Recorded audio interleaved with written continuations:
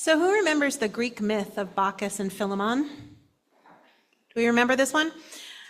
It's found in Ovid, and it goes something like this. Zeus and Hermes, just on a lark one day, decided to disguise themselves as beggars and go to Phrygia, where they wander from door to door, begging for food.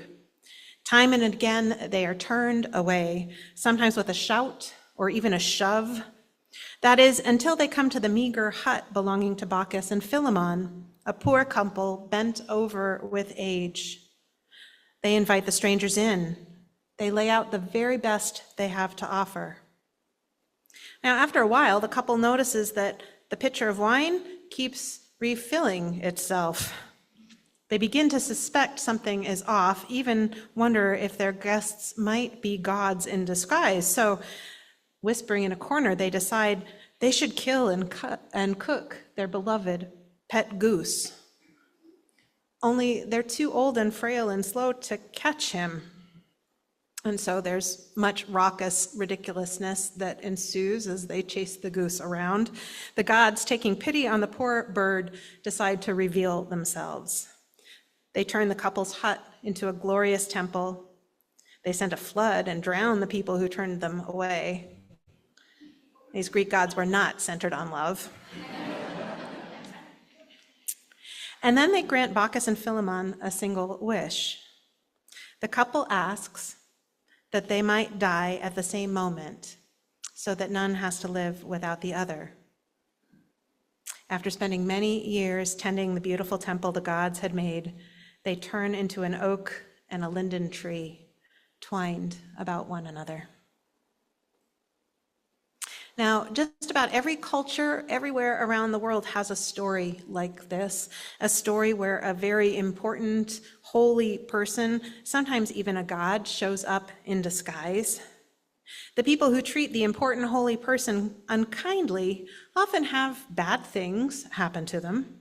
The crops don't grow, or they become sick, or get turned into animals. Meanwhile, the people who treat the disguised, important, holy person hospitably, those folks are rewarded. And the reason these stories exist is to teach people to welcome everyone, and most especially people who look as if they are different, who look like they are in need. Now, as Unitarian Universalists, we may or may not believe in God or gods, but we do believe that each and every person has inherent worth and dignity. We all hold in our hearts a spark of the divine. When people are seen this way, treated as if they are important and sacred, the fear that can trap us in shapes that aren't our own melts away. We're able to bloom into our beautiful and authentic selves. Now, who remembers the first time you came to church? I know we have a lot of folks who are here for the first time today, so it ought to be fresh for you, but think about it. It's a little nerve-wracking the first time coming in, isn't it? Maybe? Were you welcomed warmly? Did you experience radical welcome? If not, it's not too late. You can always ask for whatever you need to feel safe and supported here. Now, most people face that fear or discomfort and come through our doors because they're lonely or struggling or feeling overwhelmed and in need of support or in need of religious education for their children. They come with hungry spirits. They come seeking community. We come seeking solace, and we all deserve to find the table freshly set with a place just for us. Now, we are a faith that puts love at the center, and that means when someone walks through our door, whatever their background, whatever they look like or act like, we have an obligation to treat them with kindness and respect. Here at church, we are committed to radical hospitality, radical welcome. Now, what do I mean by that? Well, basic hospitality, basic welcomes looks like, well, hi, let me show you around. The bathrooms are over here. This is how we do things. And that's not a horrible place to start. But radical hospitality, radical welcome, asks us to go a step further. Hi, welcome. What do you need? What do you want? What do you need to feel welcome and at home here? So if we stop at basic hospitality, at basic welcome, then our culture stagnates.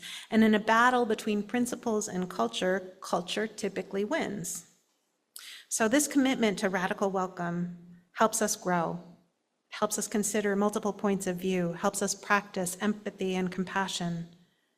We get to practice offering grace to others and to ourselves when we fall short, when we make a mistake, when we stick our foot in our mouth, which we all do on occasion. Now, I love the stories about gods in disguise because I think this is another way to think about radical welcome. What happens when we treat each person we encounter as if they are a holy person? What happens when we go beyond politeness to reverence? Radical welcome means treating everyone with extraordinary respect. Here's another story found in A Different Drum by Scott Peck. Once there was a monastery that had fallen upon hard times. All its branch houses were lost, and it had become decimated to the extent that there were only 5 monks left in the decaying mother house, the abbot and 4 others, all over 70. Clearly, it was a dying order. In the deep woods surrounding the monastery, there was a little hut where a rabbi from a nearby town occasionally came on retreat. It occurred to the abbot that he might consult with the rabbi, ask for advice on how he might revitalize his community. They had a lovely visit, and when the time came for the abbot to leave, he said, "I've failed in my purpose for coming here. Is there nothing you can tell me? No piece of advice you can give me that would help me save my dying order?" "No, I'm sorry," the rabbi responded. "I have no advice to give. The only thing I can tell you is that the Messiah is one of you." When the abbot returned to the monastery, his fellow monks gathered around him and asked, "Well, what did the rabbi say?" And he told them. So in the days and weeks and months that followed, the old monks pondered this and wondered whether there was any possible significance to the rabbi's words. The Messiah is one of us. Could he possibly have meant one of the monks in this monastery? If that's the case, which one could it be? Do you suppose he meant the abbot? He's been our leader for more than a generation. On the other hand, he might have meant Brother Thomas. Everyone knows that Thomas is a man of light. Certainly he could not have meant Brother Elred. Elred's so crotchety. But come to think of it, even though he's a thorn in people's sides, when you look back on it, Elred is virtually always right. Well, surely it's not Brother Philip. Philip is so passive, a real nobody. But then, almost mysteriously, he has a gift for somehow always being there when you need him. He just magically appears by your side. And of course the rabbi didn't mean me. He couldn't possibly have meant me. I'm just an ordinary person. Yet, supposing he did. Suppose I am the Messiah. As they contemplated in this manner, the old monks began to treat each other with extraordinary respect, just on the off chance that one among them might be the Messiah. And on the off chance that each monk might himself be the Messiah, they began to treat themselves with extraordinary respect as well. And because the forest in which it was situated was beautiful, it so happened that people still occasionally came to visit the monastery, and as they did so, without even being conscious of it, they sensed this aura of extraordinary respect that now began to surround the 5 old monks. It seemed to radiate out from them and permeate the atmosphere of the place. Hardly knowing why, they began to come back to the monastery more frequently to picnic, to play, to pray. They began to bring their friends to show them this special place, and their friends brought their friends, and within a few years, the monastery had once again become a thriving order, and thanks to the rabbi's gift, a vibrant center of light and spirituality. My colleague, the Reverend Barbara Peskin, questions whether we Unitarian Universalists can share in the rabbi's gift in her poem, Blessing. She writes, "We spend so much time running from ourselves, fleeing from what we know about the goodness in our hearts. We think we can escape the intelligence of our loving. Imagine you are standing before a bodhisattva, Jesus, Buddha, the first mother. It does not matter what you call the Holy One. He has dust on his shoes, chaff clings to her, the smells of being alive. Shining from their faces is the beam of all their questions, the compassion of their living. Can you see yourself through those eyes? Can we know one another like this? We who no longer believe in messiahs can hardly believe in each other. Can we know ourselves seen and know each other the same way until our restless hearts learn to abide in this knowing and this love? Can we live in this gaze of blessing? Can we? I think we can. I think we must. I think we must. We can welcome everyone who comes through our doors and everyone we meet on the streets, knowing that they are hurting and nervous and lonely and afraid, but knowing them also to be sacred and worthy of love.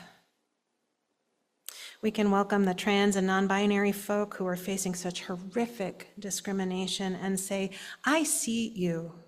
You belong here in the fullness of who you are. You are beautiful. You are a sacred being. We can welcome Black or Latinx or Indigenous folk or other people of color who are tired, worn down by millions of microaggressions and say, I see you. You belong here in the fullness of who you are. You are beautiful. You are a sacred being. And on those days when we're feeling weighed down and hope is hard to find, we can look in the mirror and say, I see you. You belong here in the fullness of who you are. You are beautiful. You are a sacred being.